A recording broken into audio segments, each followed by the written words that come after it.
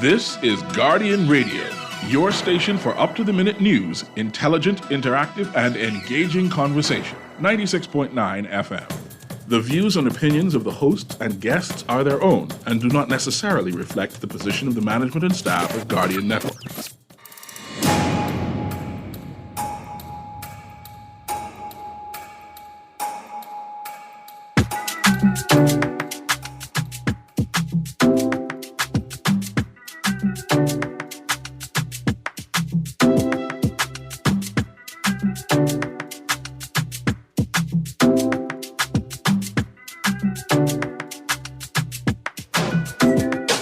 Good yawning this morning and welcome back to Guardian Radio 96.9 FM, your station for fresh news, smart talk all day. It is Monday, the 8th of January, 2024, and you are on the clock with Erin Greene. On the clock, we engage organizations, institutions, social and cultural leaders, and ordinary people to better understand the impact of public policy, private sector development, and emerging social and consumer trends. On the clock, we have conversations that help us understand and navigate a rapidly changing Bahamas. Joining me in studio again is Dr. Stephen Erin, and we will continue our discussion about his new book, Towards a Democratic Franchise. Let's get the show started. We're giving away sand dollars again. Every week, six listeners can win 30 digital Bahamian dollars if they get the correct answer and have a digital wallet. When you call in, give the producer your name and cell number and wallet provider. Include wallet provider and custom name in texts. Download a digital wallet right now because every Tuesday and Thursday, you can be a winner. Also, the Sand Dollar merchant list is growing. If you're looking for more places to spend the digital Bahamian dollar, visit sanddollar.bs/merchant list to view a list of verified merchants in New Providence, Grand Bahama, and the Family Islands. If you're a business owner and you'd like to join the Sand Dollar merchant list, contact 302-9880 or sdau@centralbankbahamas.com. One more important notice. Nassau Cruise Port and Zamar Productions presents Phil Stubbs live in concert this Saturday, January the 13th. Also performing, Nishi LS and Iris Store and the Spank Band. Tickets, $50 for general admission, $75 for VIP. And tickets are available at bahamaseatickets.com, at the Plantation Bar and Grill in Caves Heights, and Miniso at the mall at Marathon. Doors open at 7 p.m., showtime 9 p.m. It's going to be a good time. And joining me in studio along with Dr. Erin is Mr. C.A. Nuri. Good morning, Mr. Nuri. Good morning this morning again. Can you hear me? I'm not on. Producer, I can't hear Mr. Nuri. I don't want him to accuse me of silencing him. I see you turn off my mic purposefully. You just don't want me joining on this conversation. Boss, That's how y'all go. I'm going to ask my Prime Minister to respond to that statement. For if anybody is good with poetics, yes, it is my Prime Minister. What we need to do is pray. And we need to pray that this violence stops. Because prayer changes things. You know what changes things? Paychecks. Paychecks change things in the Bahamas. And I think the people who are getting paid to produce strategies aimed at reducing and eradicating crime and violence should do their work. A part of our strategy is prayer. No. A part of my strategy is prayer. You do Every morning when I wake up, I pray my car is where I left it last night. Every morning when I wake up, I pray the things that was in my yard last night remain in my yard. And I ain't joking. I pray that the fruit trees are still there. I pray that the concrete tables are still there. I pray that the part of the roof is still there. So you agree with me? Prayer works. No. Prayer is my strategy, not their strategy. It's the national strategy. It's our national strategy. We're going to have a national prayer. Oh, no. We're going to join hands and pray this violence away. I'm going to suggest you don't invite me to the prayer service because I know what I'm praying for. You're going to disrupt our prayer anyway. First thing I'm praying for is that somebody figures out how to compel the Minister of National Security to resign. What you want the National Security Minister to resign for? Pardon? Sorry, repeat that. What you want him to resign for? For not doing his job. What is his job? Creating and implementing and enforcing strategies aimed at reducing or eradicating entirely crime and violence. And you say in prayer, you can help with that. No. See, because the people who pray, they can tell you, the poor will always be with us and crime will always be with us. I cannot rely on those people to implement crime strategies because from the break they tell me, Ms. Greene, stop stressing me over my paycheck because crime will always be with us. What if we bring in all the gang members and talk to them? Ask them not to do it anymore. That's an FNM strategy. They won't be the government. That's their strategy. To have a conclave of gang leaders And let me talk about it. and then give them jobs so that they have an alternate economic path? No, we ain't saying be giving them jobs. Because I thought that was a strategy they employed. We ain't giving them jobs. We're going to talk to them. We're going to negotiate Negotiate what? when and when not to do things. I pray that that doesn't happen. See, prayer. There you go. I pray that that doesn't happen, sir. There you go. Go Anyway. back to that prayer. In an attempt to address a number of things, we share great concern for the spike in gang violence and violence generally. We have reached the point where we have 8 homicides in the space of 7 days. I heard reports of a homicide that I haven't seen reported yet. So I'm not sure if we hit 7 in 7 days, or if if we hit 9 in 7 days, or if we had 8 in 7 days. But before we get into the show, what I do want to say is, first of all, I want to pray for my Prime Minister. Because he could not be shocked over the murder spree. I want to pray for the Minister of National Security. He can't be shocked over it either. But more importantly, I want to pray that once he resigns, he finds suitable work and does not have to turn to a life of crime himself. Because I'm almost certain that the solutions or the strategies to eradicate crime are based in strategies that also provide equal and equitable access to the various economies that exist in this country. So I hope that he gets a good job after he resigns from this good job, because he don't like this good job. Anyway, I want to get the show started. Before I do that, let me formally and officially call for the resignation of the Minister of National Security. We are on today is day 8, 8th day of January. We've not had a statement from the Minister of National Security on the status of crime in the country. We've not had a formal statement from the Minister of National Security on the status of crime for 2023. We have not had an announcement of a national address from the Prime Minister yet. The only thing he said to us is that we should pray. Surely the Minister of National Security would have provided him with more effective and efficient strategies by now. So before I end this segment, once again call for the resignation of the Minister of National Security. It's about that time. Mr. Nuri. Yes, ma'am. Today we continue our conversation towards a democratic franchise. Yes, I'm excited about that. Yeah. It's one that you sort of started. I have 4 basic questions for Mr. Erin. I'm not sure if we're going to get to all of them. I put them all on the table right now. The first is, let's talk about Black Tuesday. What led to it was the consequence, what happened after. The voting age.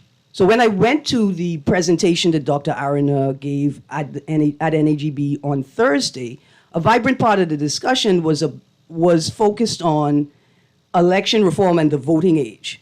And that was a very interesting conversation. Maybe we could delve into that. Third question, who opposed and who supported the push to independence? And then the fourth, what is likely to be the next attempt at election reform based on your study, your research, and the evolution of law up to this point? Good morning, Dr. Erin. Good morning, everybody. Thank you for having me. Absolutely. So let's start. I wanted to start with Black Tuesday because I know that's the question. That's the topic that you put on the table on Friday, Mr. Nuri. Yes, my first question to you, Dr. Erin, is what is Black Tuesday? Mm-hmm. And I know what happened. It's not that I'm asking you what happened to cause it be Black Tuesday. But what is it by a definite historian-based definition? And is that term offensive? Because I have a number of persons who say, man, can we find another name for that day? And I'm asking that on juxtaposed to the point of what is Black Tuesday? Okay, so I think Black Tuesday is a memory. Black Tuesday is a narrative that we've created in this country. And we think we know what happened, right?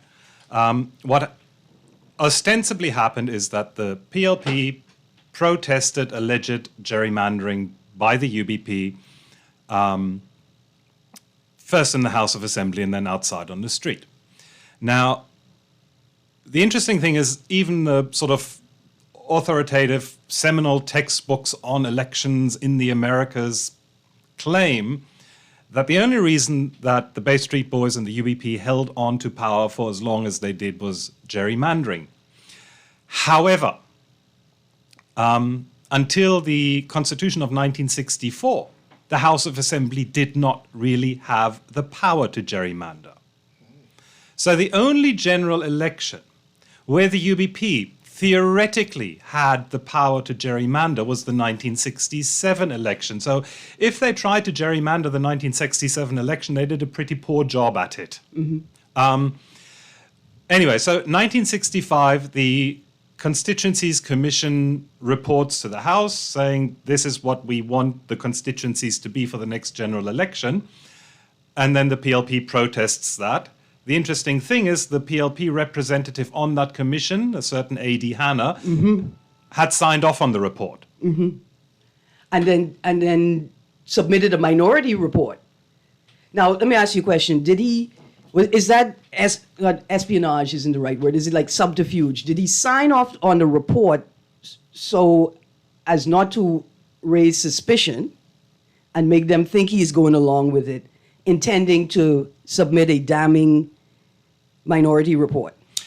Well, let's say it was at least disingenuous. I think from the archival record, what really happened is that in 1965, when all of this took place, the PLP was not concerned about boundaries and constituencies and upcoming elections. What the PLP was concerned about was political theatre to demonstrate to London that Nassau, or rather that the Bay Street Boys, weren't capable of responsible government that had been introduced in 1964. What the PLP wanted is for London to suspend the Constitution and turn the clock backwards and turn the Bahamas into a crown colony. In other words, what they wanted to break the UBP's government regardless of what might come afterwards. On the morning of Black Tuesday, when the PLP was protesting this alleged gerrymandering, before the mace flew out of the window in all of the theatre, the Premier, Roland Simonet, sent a note to the PLP saying, okay, we'll sort of withdraw the report, let's talk about it, and never got a response because it was, at this point, about theatre, not about solving the issue at hand. Wow. That's kind of damning. And for me, it's interesting, right? I know how I feel. I mean, yeah, and people should be in a state of, I'm not quite sure how I feel. For me, it makes sense in this way because I will accuse successive governments of performing governance and not actually practicing governance. Absolutely. Let's go on. You said so much just now. I don't want to add my own thoughts to it as much as sort of give it some time to rest. So in that process, A.D. Hanna was a part of the commission or the committee. He signed off on the majority position, but also subsequently submitted a minority report, a dissidence, right? He disagreed with them. And then at some point, the Colonial Office said, we are prepared to engage you in discussion on this matter, but the PLP never responded because they already had another strategy in play that they were prepared to go forward with. Precisely. Okay. And the Colonial Office, in fact, sort of had all the files of the Constituencies Commission sent to London and examined, and basically their verdict was that perhaps this was rushed a bit, but ostensibly, I mean, at the end of the day, there was nothing seriously wrong with the report. The Colonial Office, which was far more progressive and actually throughout the entire period of time extremely critical of the UBP government, couldn't see gerrymandering there. What they saw was perhaps poor craftsmanship, but that's another phenomenon that has plagued Bahamian politics and Bahamian governance. Certainly from the day we got responsible government in 1964, arguably up to the present. Absolutely. For the audience, we're talking to Dr. Stephen Erin. We're delving into his new book, Towards a Democratic Franchise. Right now, we're talking about Black Tuesday. And I am referencing, and I'm sure Dr. Erin is referencing parts of his book, but we're looking specifically, I think, at if you have the book already, or if you want to go online and search for the open source link to the book to sort of follow the conversation. We're reading from chapter 6 of the book, titled Equal Suffrage, right? And that's where I found most of the retelling, recollection, reconciling of what happened with Black Tuesday. And you say equal suffrage, meaning men and women. There's male suffrage, meaning that all men got a chance to vote, and women's suffrage, meaning that women had the opportunity to vote. Right. And of course, equal suffrage, meaning that one voter would have one vote and not some voters might have a second or third or fourth vote. And quickly explain that, because I'm not sure if everyone is aware that there was dual voting. That's what you call it? No. So, and we'll get to that. Yeah. When you go through the book, there's a chapter on male suffrage. Okay. There's a chapter on women's suffrage. And I thought, okay, well, that's it. I wondered, well, where am I going to find Black Tuesday now? But then the next subsequent chapter is equal suffrage. And like he said, that speaks to a practice where some voters could cast multiple votes. Yes. I just wanted everyone understand that's what it means. Yeah. Quick question. I see we have a caller. Hold on. Why the term Black Tuesday? We still said, what does that mean? Is that a legal term? Why did we conclude that this could be Black Tuesday? I just want you all to know that this book is really good and exciting because he's asking Dr. Erin these questions and I want to answer them. Dr. Erin. Go ahead. Well, Erin, if you want to answer them, go on. From the time the Progressive Liberal Party was founded in 1956, the Progressive Liberal Party styled itself as the party, as the only party in this country to represent the black majority of the population. They painted the UBP as the party representing the white minority, and the couple of smaller parties we had before this two-party system evolved that we know today never really took off and never really fit into this narrative of a sort of world of black and white. So if the PLP is the party that represents the black majority, and if this day of protest against alleged gerrymandering was their day of protest and their day of political theater, then Black Tuesday was the term that they themselves chose to give that event to be commemorated in the national narrative. Absolutely. Let's go to the caller. Good morning, caller. Good morning, Erin. How are you? Good, thank you, sir. How are you? I am very concerned and skeptical about this gentleman's presentation and submission on Black Tuesday. First of all, it was a simple term representing the black majority, hence Black Tuesday.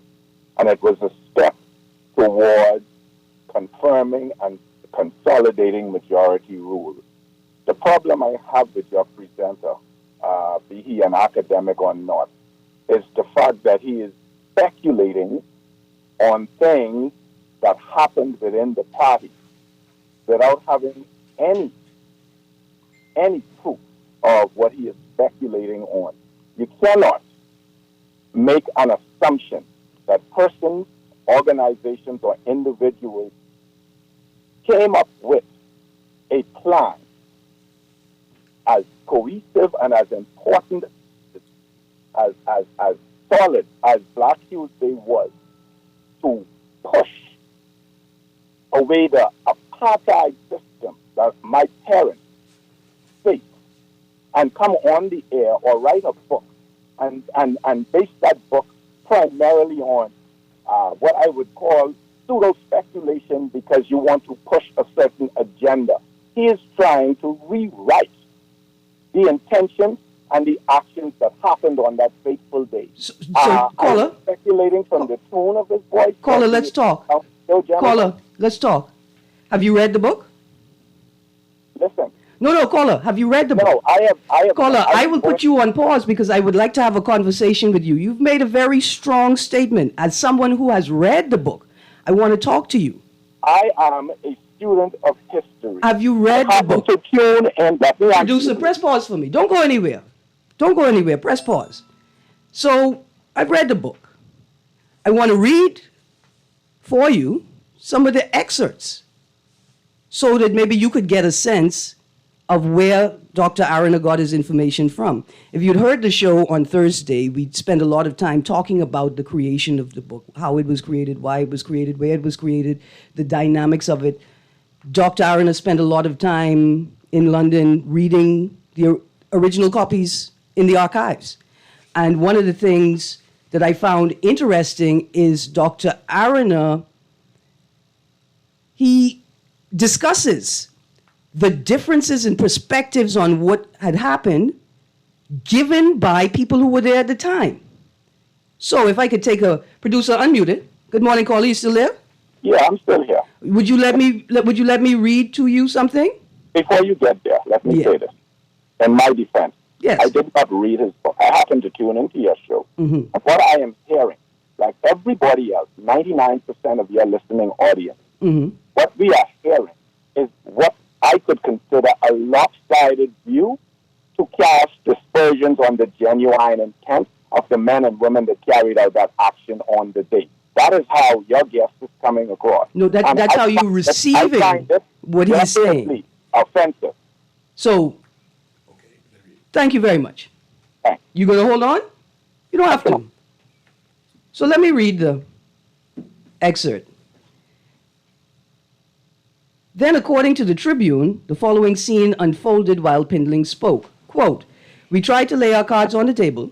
We tried to get the Premier to indicate whether he would be prepared to amend the draft. But it appears that it is the intention of government to push this matter through. This only shows that they mean to rule with an iron hand. If this is the intention of government, I can have no part in it. If this is the way you want it, then this is the way you will have it." Close quotes, whereupon he picked up the mace, which he declared is supposed to belong to the people of this country, and threw it through an open window into the crowded square below. Butler followed by hurling the 2 hourglasses out.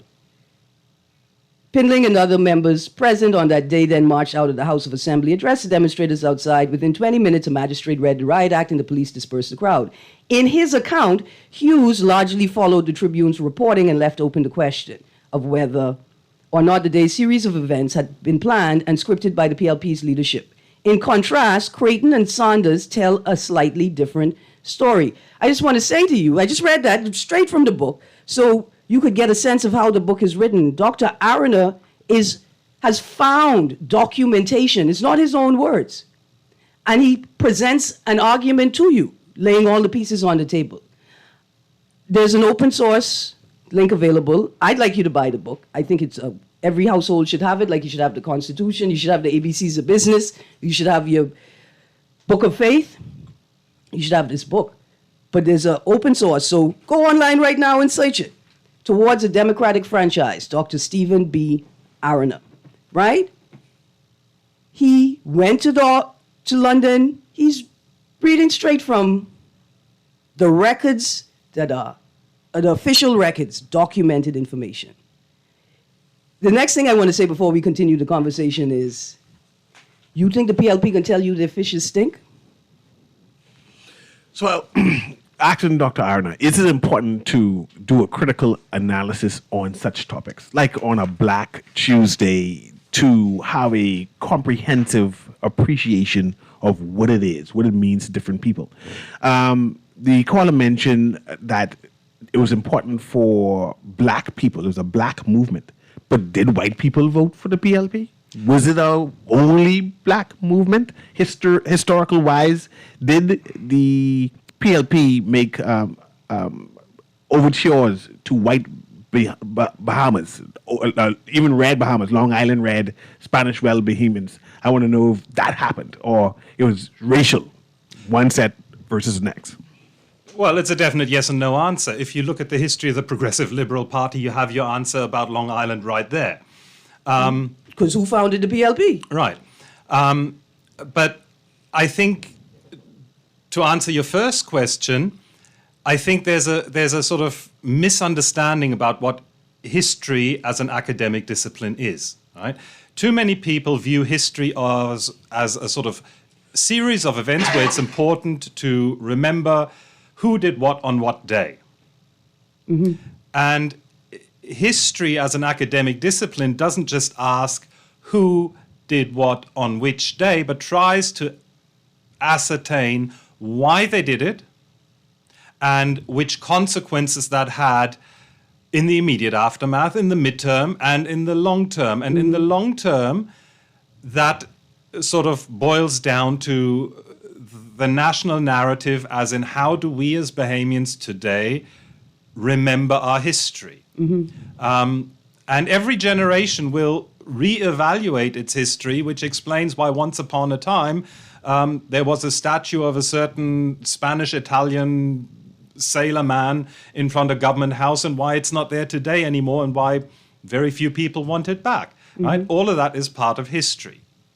Now, one thing I'd like to say to the gentleman on the phone is that not only did Ms. Greene just read to you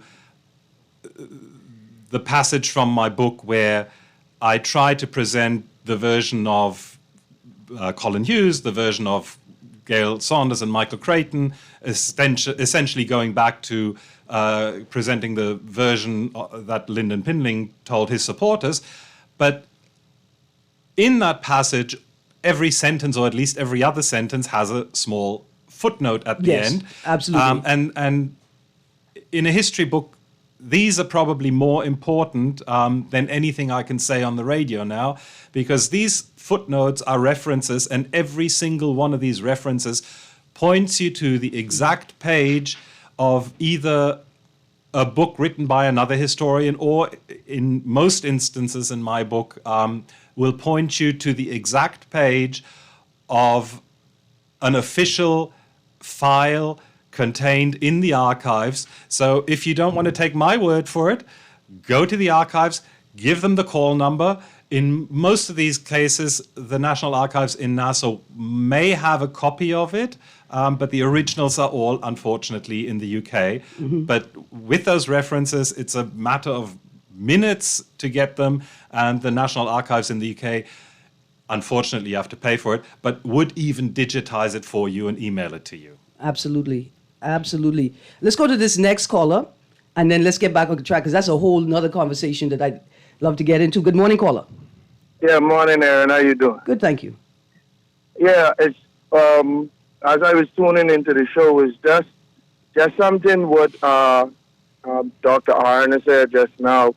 It really is the thing what I believe of a lot of local Bahamian historians and a lot of people who endeavor into history, because it's just reading what happened and then cross-referencing. And like he said, looking at footnotes and going back to see how those researchers, what their findings were.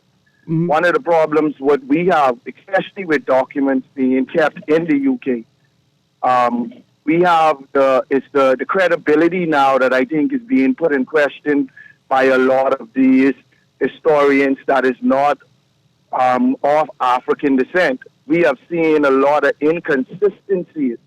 We have seen a lot of straight up mistruths being told on a grand level that actually shape the mentalities and identity of the Bahamians. And we find their credibility to be invalid and in a lot of cases, like straight up in complete opposite direction of what we know and understand to be the truth factually.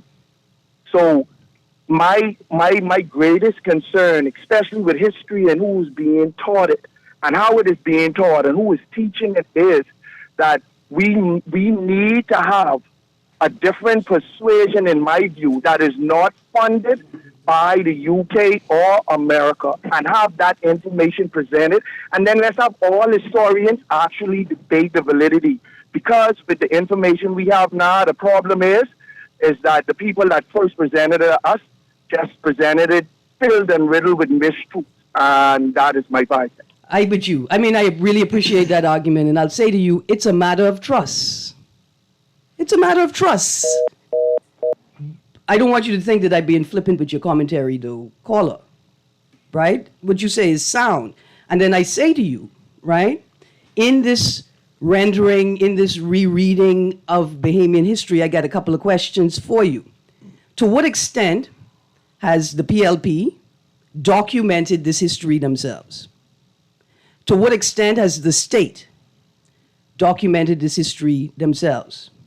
And then ask yourself this question: why wouldn't they? Why would this not be the thing to document themselves? What are the reasons why they potentially have not documented it, do not see it as important to document? See, with you, it's a matter of trust. And what I want to say is now, while I agree with you with the broader sentiment that you shared, let's apply it to the current day situation. And are you telling me, as a Bahamian, without reading the book at all, that you trust the PLP over what's in this book, even with Dr. Erin telling you what his sources for the book are? I just thrown that on the table. Before I go to the next call, let me throw out a link for listeners if they want to access the open source copy of this book for the purposes of this conversation, as you prepare to buy it in the hard copy. So I'm gonna read off a series of numbers and letters. This is the link. You're gonna just put this into Google, and a link will come up, and you can follow one or two links. I think I saw at least two links will come up where you can follow to the open source. Are you ready? Capital letter B, space, capital letter K, 329. Oh, we have a different one. Okay, my bad. We're getting a different link. That's a super handy link. I had Dr. Erin is going to pull that up right now. Let's go to the next caller, producer. Caller, you on the clock? Hey, Erin, how you doing? Good, thank you. How you do? Good. Congratulations to your newly minted author, Dr. Arner. Our Bahamian, our newly minted author. Oh, yeah. Oh, yes. I mean, as in terms of your yes, your hosting, thank but you so yes, much. as a Bahamian, our newly minted author. And I am really appreciative of the work that he's done and the debate that it will spark, because a part of progress is having the kind of debate that we're having, and provoking the various perspectives that has already emerged in terms of reaction. Mm-hmm. Because out of it, unless we have debates like the ones that I'm sure his book will provoke, we're not going to progress as a society. Having said that, I will be very interested in buying the book. I'm going to get it. I myself have a book coming out soon on 50 years of Bahamian history, so I would definitely be very interested in gobbling down his views and what his research has uncovered. Mm-hmm. The history of the Bahamas, in terms of majority rule, the women's suffrage movement, and Black Tuesday, and all of those really pivotal events, needs to be thrusted further into the forefront of our discourse, because a lot of Bahamians, the younger generations, are really lost when it comes down to having even the basic grasp of what these things mean. And as a society, we're so much weaker when we don't know our history even on the basic level. But appreciative to Dr. Arna for the level that he's bringing it out right now. I'm going to get the book and read it. Absolutely. Thank you, sir, and congratulations. Thank you very much.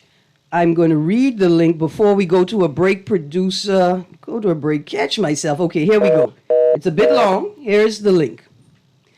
www.mpg.de/3250936 capital letter G, capital letter P, capital letter L, capital letter H, 20.pdf.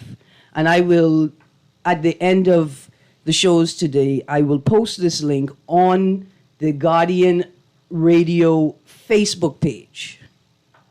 All right, I'll post the link there so that people can also access it. Got another caller, producer? Okay, let's take this call before we go to a break. Good morning, caller. Good morning, caller. You gone? I'm sorry we didn't catch you. 1, 2, 3. You hear the music. We got to take a quick break. I got to catch my breath. I'm looking at 75,000 words in front of me right now. It's a very interesting discussion as well as a very interesting book. You're on the clock. We'll be right back.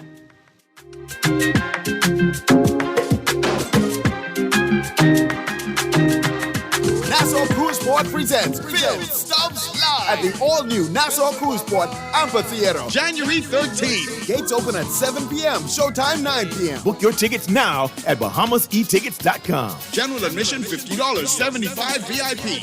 Prepare to be blown away as we kick things off with one of the Bahamas' beloved artists. You're raking and scraping with Ira Storr, Nishi LS, and Phil Stubbs Live. Sponsored by Kalik and Ron Ricardo. Nassau Cruise Port, the place to be. Love the show? Want to give your support? Become a sponsor today. Call 302-2300 for our rates and packages. That's 302-2300. Become a sponsor on Guardian Radio 96.9 FM. Fresh news, smart talk, all day. This is Guardian Radio 96.9 FM. Fresh news, smart talk, all day.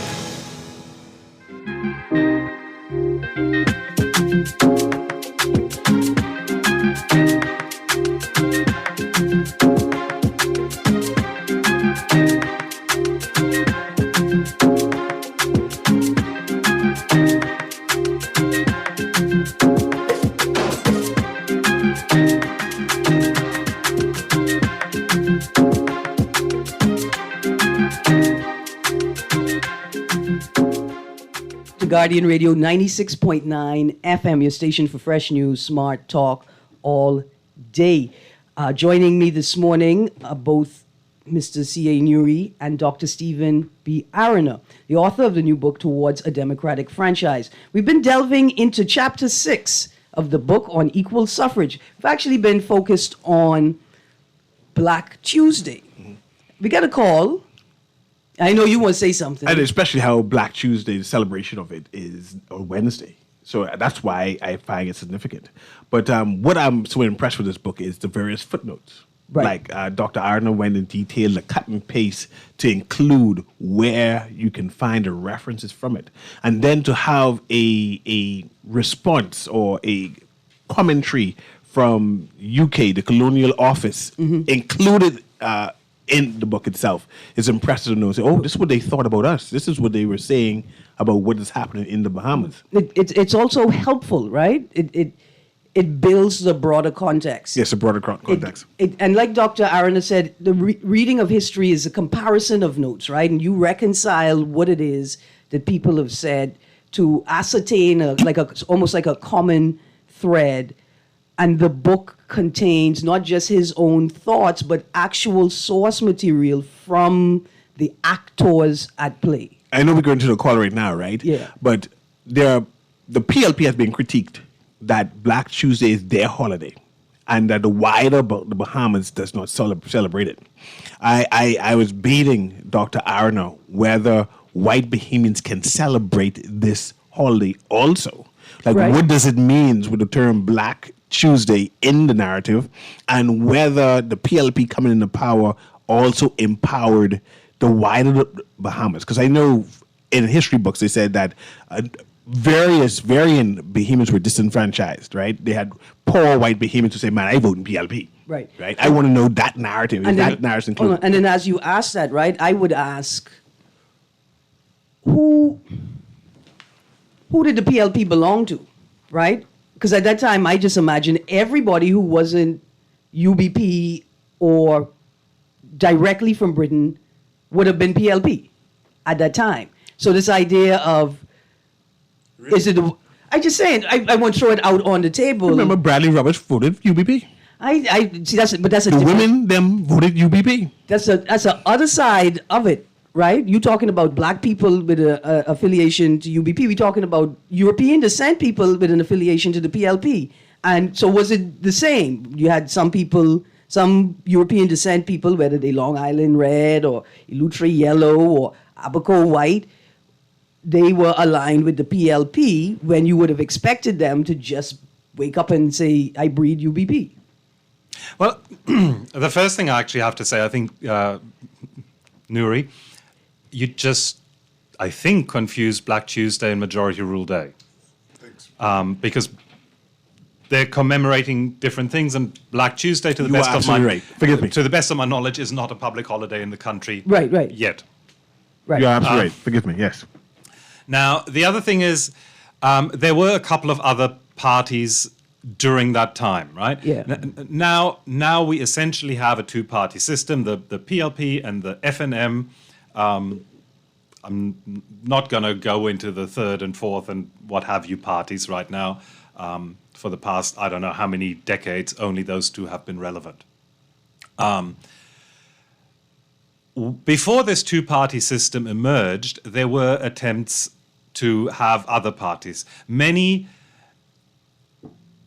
Bahamians saw the PLP as too radical and the UBP as too conservative, and they tried to have something in the middle. There was, I think, a National Democratic Party, a Bahamian Democratic Party. There were others. So I think it's hard to say this party belonged to one group, this party belonged to another group. And I think the biggest paradox that we have to wrap our minds around is that the UBP was not this monolithic bloc as which it is being perceived today. The UBP had at least two very different wings. One was ultra-conservative, reactionary, all those bad things you would attribute to it and for which we remember the UBP today. The other side of the party I would characterize as far more pragmatic and to a small extent even perhaps progressive. I would argue, for instance, that had it not been for Sir Rowland Simonette's support, women's suffrage would not have been passed in 1961. Who led the charge for women's suffrage? The women. The women led. Okay, The women led the and this charge. is PLP women, right? No, this is Bahamian women. What? There's Bahamian women from all over the place. In fact, the women's suffrage movement was founded by the wife of a Bay Street boy losing candidate, and she said, if my good husband had the support of women at the polls, he would have won. Oh yes. So it was Bahamian women who led the charge, but it was to a large extent the UBP who ostensibly supported them, but it was also Sir Rowland Simonette who facilitated towards the end the passing of the bill. And the UBP was so split that at one point Sir Rowland's very own son, Bobby Simonette, went to London and attempted to stage a coup against his father and have him ousted from power here in the Bahamas. Now, is that in the book? That's or is in the this book. from- No, that's in the book. That's in the book. And it's referenced. And I ain't gonna stop reading this book. You can go exactly to Bobby the was page. a monster. Look at the a reference, harsh and you will term. find the reference leading you to a file in the National Who's Archives Outstay Daddy? showing you that.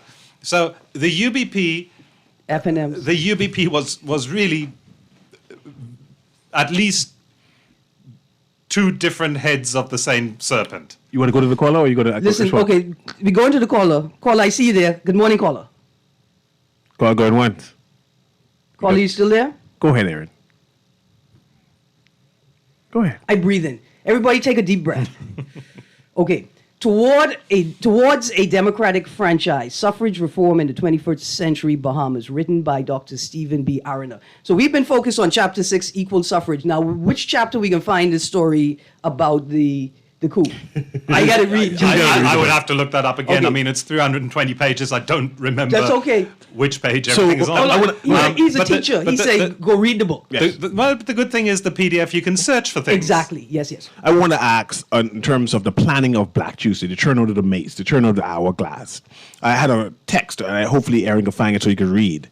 Was this orchestrated by Cecil Wallace Whitfield, or was it done by because I heard a narrative that Cecil Wallace Whitfield was not even aware of what was happening, which resulted into the split, right? And I wanted, he was not included in the planning.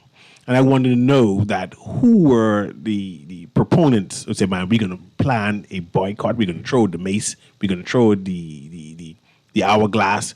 Who all was involved in that? And then and then to end it, because we only got 4 minutes left. What? Whose PLP was it? Whose PLP? Because for the next few days and Wednesday, we're going to talk about how the PLP is, Pinling is the father of the country, and PLP is Pinling's baby. Whose PLP is it? Oh, what time, mate? As you answer the question. Yeah, that's just at the very end. Okay. Black Tuesday was orchestrated. And I think the best book to read about the planning of Black Tuesday is actually Michael Creighton's biography of Sir Lyndon Pindling. That's where you will find the most detailed account of how the PLP planned Black Tuesday and how the PLP planned the response to Black Tuesday. And without a doubt, the sort of leading heads at that time obviously were Lyndon Pindling and Milo Butler, who threw things out of windows. But I think we must not underestimate the role of A.D. Hanna in the PLP during the 1960s and 70s. I mean, I'm going to read the book. I'm going to read more. I like to declare all my biases. I'm the person who say loudly, I can't wait for the day for Glennis Hanna Martin to pick up A.D. Hanna's good PLP and take it somewhere it'll flourish. But that's just I'll be honest with you, that's just a feeling. Right now, I could go into the book and see if my feeling is kind of correct. Right, and get the sense of some sources. I just want to say, if you want a quick download of this book, what's the name of the book again, Erin? Towards a Democratic Franchise, Suffrage Reform in the 20th Century Bahamas by Dr. Stephen B. Erin. You can go to arana.mybahamas.org. That's Arana, ARANHA mybahamas.org, and just download it quickly. Excellent. Thank you very much. That's much shorter than the link I have. Much shorter than the link. Yeah. Absolutely. Courtesy of C. Allen Johnson, of course. Absolutely. Caller, good morning. Callie Davis is talking away so long with you and your guest, Erin. Good morning, Bremen. How you do? I'm holding. Thank you God. got 30 seconds. We need justice, law, and order in the Bahamas here. But what I want to ask Miss Aaron, all right? Miss Aaron, how are you? I'm very well, thank you. How are you? I'm holding. Thank God. My first question is, are you an Aaron from Keys and Rose? All the Aroners in this country are related. Good. Yes. Now, my question is, right? Now, when it comes to Tuesday. Do you not know, or do you have within your book where Black Tuesday originated from? Because from my understanding, it originated from some labor to do. And I've spoken to one of the gentlemen before he died. He used to live, Mr. Johnson used to live on Lewis Street. What's Mr. Johnson's first name? Oh, I don't recall right offhand, but if I put myself out of the way, I can get that. Okay. But he was a carpenter carpenter foreman. Some of us thought. But Mr. Arana. Yes. Go ahead. My question really is, do you have the origin of the name Black Tuesday? I don't have that in my book. I mean, as a historian, of course, I'm tempted to always think of Black Tuesday as being referencing the stock market Good. crash in I the United understood what States in you're saying. 1929. Right, I do understand. But what I'm saying But is, right? it did not come across in the but archival before I go, record. right? Before I go, it's not really, it was not established by or because of politics. If you do some Quickly, more Bremen, quickly. research on that, you will find the reason for that, how that had been established. Bremen. What you was going to say, Neri? Listen, but quickly, I ran out of time and I want to hear what you're saying. Bremen, from last week Thursday, we figured we need to figure out how to get this book in an audio form. Papa already put it on the table. I can figure that out, so you can also hear the book yourself. Okay, wonderful. Okay. One good day to you, Papa. Thank you, Bremen. All right, Mr. Nuri. We got no time left.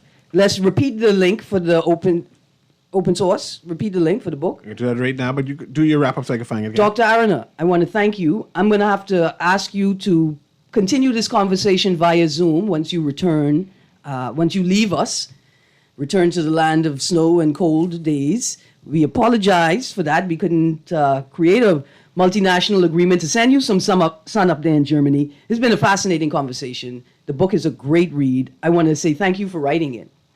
Thank you for reading it. It's taken you, 5, 6, 7 years of work, and then the work that you've done to prepare yourself to get to this place, to do the doctorate. We say thank you very much for contributing to the collective Bahamian consciousness, to our collection of works about ourselves. It's so important. And y'all are right. It's a matter of trust. Read the book and see if you could trust it, but you got to read it first. Yes, and that link again is arana.mybahamas.org. That's ARANHA.mybahamas.org. And that'll take you directly to the book, that free download of the book there. Mr. Nuri, thank you for joining me this morning. And if you want if you want this in audio, Yeah. if you want this It's already in audio? see Alan Johnson, my inbox, and he'll put an audio automatically for you. Thank you, C. Allen Johnson. I can make them pay you a little stipend for it. Thank you very much, C. Allen Johnson. Dr. Arana, thank you as well. Wonderful conversation. To all of the callers, thank you for the critical engagement. Pick up a copy of the book and let's continue talking about it. Okay. Thank you and have a good day. Absolutely. Stay tuned. Guardian Radio 96.9 FM. Guardian Radio AM with C.A. Nuri is up next.